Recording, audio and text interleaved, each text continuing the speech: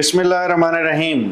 बच्चों के अंदर FSGS एक मर्ज़ है जो अमूमी तौर पे, हमेशा नहीं, अमूमी तौर पे जिन बच्चों को नेफ्रोटिक सिंड्रोम होता है या जिसे मिनिमल चेंज डिजीज़ होता है, जिसके बारे में पहले वीडियो बना चुका हूँ, और वो 11 साल की उम्र तक ठीक नहीं होता, तो कई दफ़ा वो बच्चे FSGS के मर्ज़ में कन्वर्ट हो जाते हैं।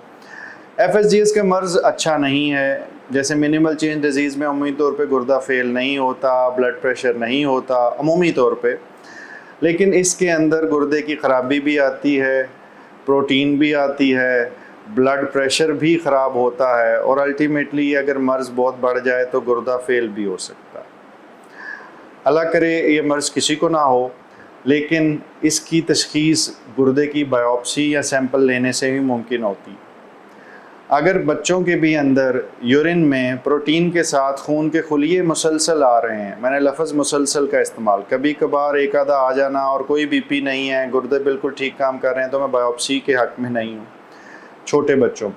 लेकिन अगर ब्लड प्रेशर उसकी उम्र के लिहाज से ज़्यादा है, क्रेटिनिन ज़्यादा है ब्लड में, और यूरिन के अंदर खून के खुलिये आ रहे हैं, तो फिर गुर्दे की बायोप्सी होनी चाहिए। FSGS की एक मर्ज़ ऐसा होता है जो पैदाइशी होता है और उसकी वजह कॉम्प्लिकेटेड है, जेनेटिक है, और वो फैमिलीज़ के अंदर रन करता है। ये अमूमी तौर पे जो अमराज़ हैं FSGS के, जो बचपन से शुरू होते हैं बहुत छोटी उम्र में, ये स्टेरॉइड्स और दीगर दवाइयों को रिस्पॉन्ड नहीं करते। ज़्यादातर इन बच्चों को कुछ अरसे में डायलिसिस और फिर ट्रांसप्लांट की ज़रूरत होती है। अनफॉर्चुनेटली कुछ कंडीशंस के अंदर आने वाले किडनीज़ भी अफेक्ट हो सकते हैं, लेकिन ज़्यादातर केस के अंदर ट्रांसप्लांट कामयाब होता है और कोई प्रॉब्लम नहीं होती। अगर आप ज़हनी और जिस्मानी सेहत के बारे में इल्म, नए तरीका इलाज और नई से नई तहकीक के बारे में जानना चाहते हैं तो इस चैनल को सब्सक्राइब करें, बेल आइकन को क्लिक कर दीजिए। अगर वीडियो में कुछ अच्छा लगे तो लाइक एंड शेयर करें ताकि ये इल्म दूसरों तक पहुंच सके। एक कंडीशन है जिसे फेमिलियल FSGS कहते हैं। उसके अंदर फैमिली में FSGS होता है और वो एक ख़ास मर्ज़ की बुनियाद पे होता है, एक ख़ास मटीरियल की वजह से जिस्म में चल रहा होता है। ऐसे लोगों में ट्रांसप्लांट के बाद FSGS का चांस ज़रूर मौजूद होता है, प्रोवाइडेड कि एक फैक्टर जिस्म के अंदर मौजूद हो। एक फैक्टर जिसकी मैं बात कर रहा हूँ, इसके बारे में बहुत सारे मफरूज़े घड़े गए कि ये किस किस वजह से हो सकता है, लेकिन अनफॉर्चुनेटली हमेशा जब किसी मफरूज़े को किसी यकीन की हद तक हम पहुँच गए कि हाँ इसकी वजह से होता होगा, तो पता चला कि नहीं। तो FSGS की एक्चुअल कॉज जो जेनेटिक हद तक है वो तो ठीक है, लेकिन वो कॉज जो बड़े होके होती है उसके बारे में हम अभी श्योर नहीं हैं, साइंस अभी श्योर नहीं है।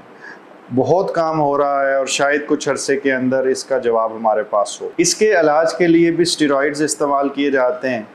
स्टेरॉइड से अमूमी तौर पे रीज़नेबल रिस्पांस आ सकता है, प्रोवाइडेड कि FSGS की वो कैटेगरी हो जिसके अंदर जिस्म के अंदर एक मटीरियल चल रहा है जो गुर्दे की छाननी खराब कर रहा है, तो वो स्टेरॉइड जाएंगे, उस मटेरियल की प्रोडक्शन को रोक देंगे। लेकिन अगर कुदरती तौर पे गुर्दे की छाननी बनी ही ख़राब थी बचपन से, माँ के पेट से ही उसमें डिस्टर्बेंस थी और वक़्त के साथ साथ वो वाज़े होती गई, उस सूरत में स्टेरॉइड, दूसरी ऐसी दवाइयाँ कुछ हेल्प नहीं कर पाती। ऐसी सिचुएशन में स्टेरॉइड देने की ज़रूरत नहीं होती।